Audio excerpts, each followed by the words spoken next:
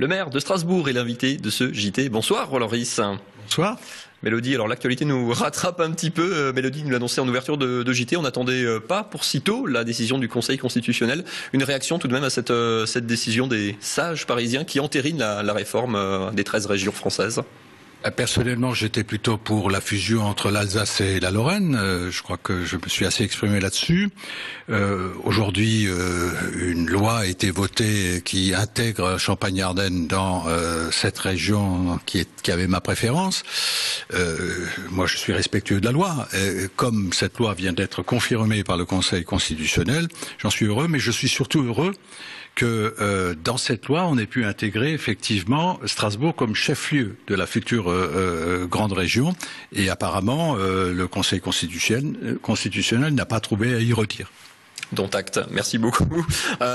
Si vous avez invité initialement, c'est aussi parce que vous avez demandé ces derniers jours l'interdiction du spectacle de Dieudonné. Alors vous avez peut-être suivi cette histoire sur sa page Facebook. L'humoriste controversé avait annoncé « Je me sens Charlie Koulibaly » après la manifestation de dimanche soir.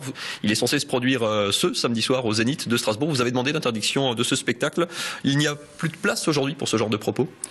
Je pense que on n'est pas dans l'humour. On est dans des formes d'expression qui incitent à la méfiance à l'égard de l'autre, à l'antisémitisme, au racisme.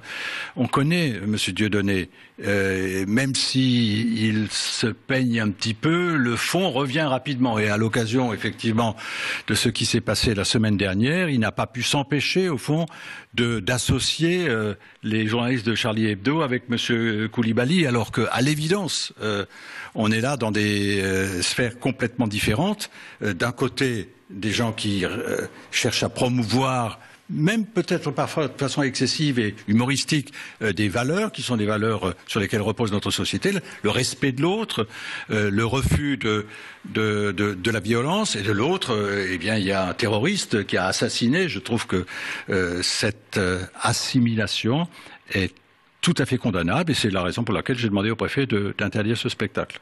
On a beaucoup parlé de la liberté d'expression justement ces derniers jours. Pour vous, Dieudonné est sorti de ce cadre-là. On n'est plus dans les limites de la liberté d'expression. Je pense que l'expression doit être effectivement libre, sauf l'expression qui appelle à la haine, au racisme, à l'antisémitisme. Là, ce n'est plus une expression, c'est plus une opinion, c'est un délit. Le Premier ministre Manuel Valls l'a dit très clairement. Le préfet à Metz a annulé d'ailleurs le spectacle qui devait se tenir vendredi, demain soir. Donc a priori, on attend une décision à peu près conforme à Strasbourg. Dimanche dernier, 45 000 personnes ont manifesté à Strasbourg, comme partout en France, après les événements parisiens. La vraie question, c'est qu'est-ce qu'on fait après ça? Alors la question, c'est trouver un numéro de Charlie Hebdo. Ça, c'est déjà compliqué. Plus difficile encore rebondir derrière. Alors vous souhaitez lancer justement des forums, des actions citoyennes pour promouvoir les valeurs de la République. Il faut aller vite pour profiter de l'élan du week-end dernier. Je n'ai pas non plus trouvé de numéro de Charlie Hebdo.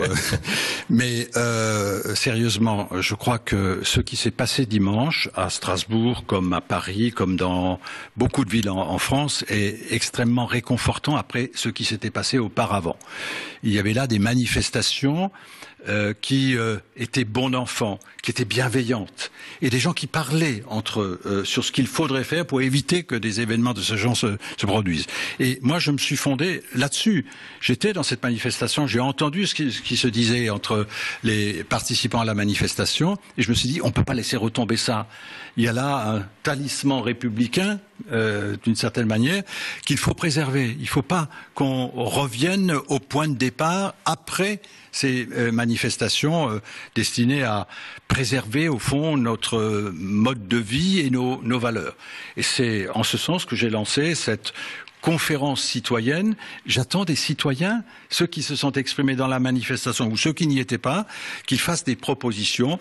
D'ici un mois, j'espère avoir suffisamment de matière pour dire ben voilà ce qu'on pourrait faire au niveau des collectivités publiques, au niveau des associations, au niveau des citoyens tels qu'ils sont, notamment dans le domaine de l'éducation et dans le domaine culturel. Concrètement, vous avez déjà des pistes sur les formes que pourrait prendre ce forum citoyen? J'ai beaucoup de gens qui m'appellent ou qui appellent mon cabinet aujourd'hui. Alors c'est des fois des professionnels. Je vais vous donner un exemple. Un groupe d'avocats me fait savoir qu'ils souhaiteraient que dans les écoles, il y ait la Déclaration universelle des droits de l'homme. Et ils sont prêts à venir dans le cadre des activités périscolaires, sur les rythmes scolaires, vous en parliez tout à l'heure, pour expliquer aux enfants, aux jeunes, ce que ça signifie, quels sont les enjeux, quels sont les droits que les gens ont, mais aussi quels sont leurs devoirs, associer les deux. C'est très important ça. C'est à ce niveau-là qu'il faut prendre le problème aujourd'hui et bien entendu prendre toutes les mesures de sécurité pour empêcher que ça se produise dans les jours qui viennent. Ça c'est l'immédiat, mais le travail de fond, il faut qu'on le commence le plus tôt possible. Merci beaucoup, Paul Loris, d'être venu sur le plateau du JT de 24 heures en Alsace.